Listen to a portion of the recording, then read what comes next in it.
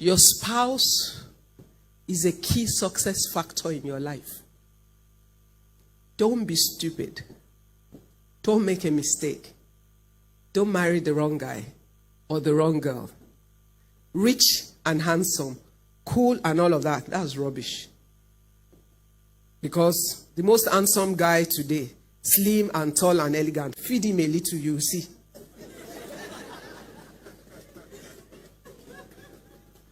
So he's nice and slim, the suit sits well on him. Let his wife do some damage. All the experiments that she'll do in the kitchen will land. He's the waste ground. And then soon enough,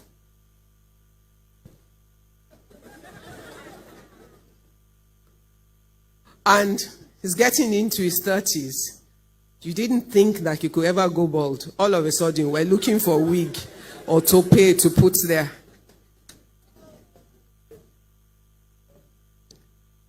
His father is rich, so you want to marry into this big family. They're big by the time and the season that you're evaluating them. How do you know they will not be the criminals of tomorrow? Because by the time EFCC shows up or whatever is his equivalent at a stage, they become the family nobody wants to belong to. But you have married them for the reasons that you thought was there. Oh, the boy's father is rich, so they have a big wedding. They didn't have it for you. They have big, expensive wedding for themselves to impress their friends that they have money. Not you. They're just the excuse for it.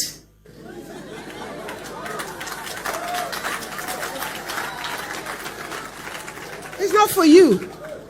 So they give you plenty of presents. Okay. Even if they give you 50 cars, they'll all age at the same time.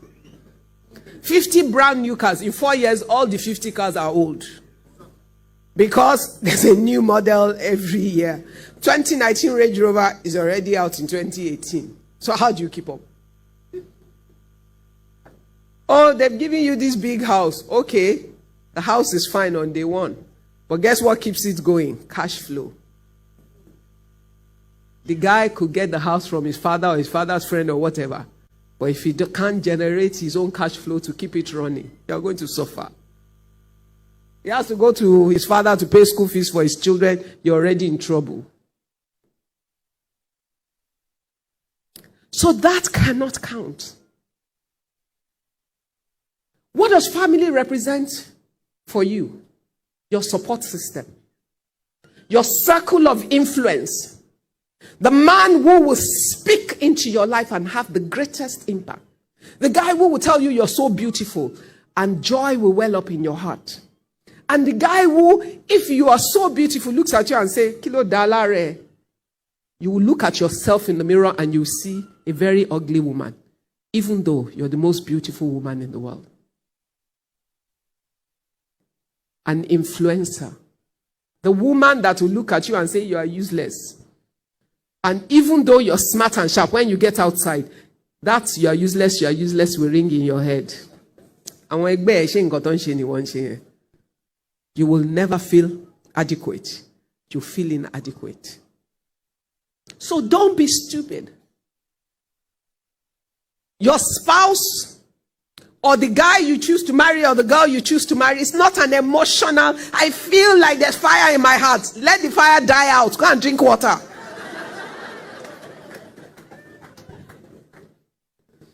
It is the most important decision of your life. If you marry at 25 and you live till 70, that's 45 years of your life that this person will speak into your life. Affect it one way or the other.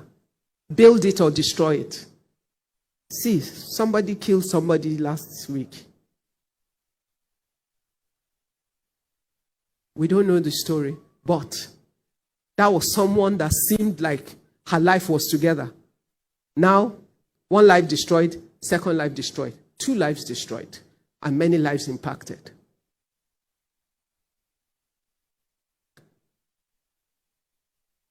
Choosing your partner is a deliberate decision. It's an objective decision. You must know who you are, have a sense Because you will never really know all about who you are. But you'll have a sense of who you are and where you think you're going. If she has ambition to become the MD of First Bank, and she married pastor who wants the wife at the door at 5 o'clock, with dinner ready, everything set on the table, she already married the wrong guy. Why? They will never agree. Because they want two different things. There's nothing wrong with him wanting a wife that will be ready with dinner and everything, or waiting at the door to take his bag and his coat. But he should marry a teacher.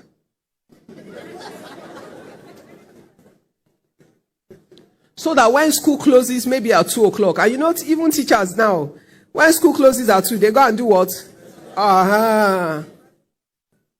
I don't even know which one they will marry now.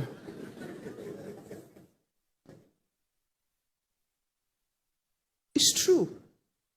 You must have a sense of where you're going, who God has called you to be. And no matter how attractive or good you think that guy is to you and all the packaging, just realize that there's fire on the mountain if you don't have enough wisdom to strategically consider the reality. Because guess what?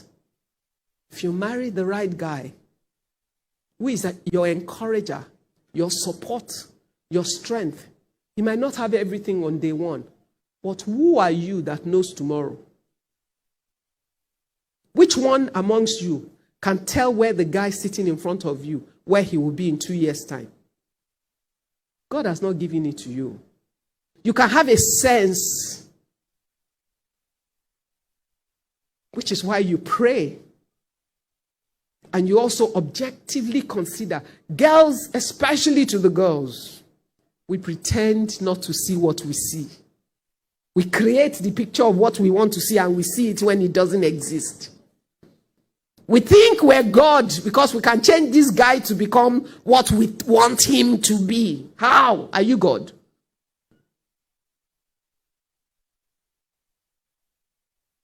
Your husband or your wife will make you or break you, destroy you or help to build you. It's not an emotional decision. You pray until you're clear about God, but even as you do that, you must be honest about what you see.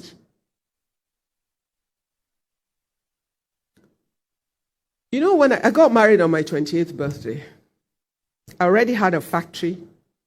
I had, I think, 28 men working for me. My husband was a petroleum engineer working in NNPC. To all intents and purposes, it looked like I was successful and on my way to being more successful, and my husband was a civil servant working for government in a professional capacity. To some people, I was being silly marrying a guy like that. They felt that there's some big, rich guy that would fit me better. Better know yourself. Me, I know me. And me, I knew that the only guy that can deal with me, my personal dreams, ambitions, and drive, is a guy who is self-assured, confident, and who loves the me that I am, who loves my ambition, and has no fears whatsoever of what he thinks I will be. So imagine me then. To me now, I've been married for 28 years to the same guy. But the me he married, that they thought was ambitious, driven, too smart for our own good, intimidate boys with my intelligence and all of that. How can he even add that to the me that I am now? But I knew he was the guy who could deal with me. So, I can tell you for sure, my husband can offend me, but he can never offend me. Why? I've forgiven him in advance. Because just for giving me the gift of love that allows me to be myself, that's the best gift he could ever give me.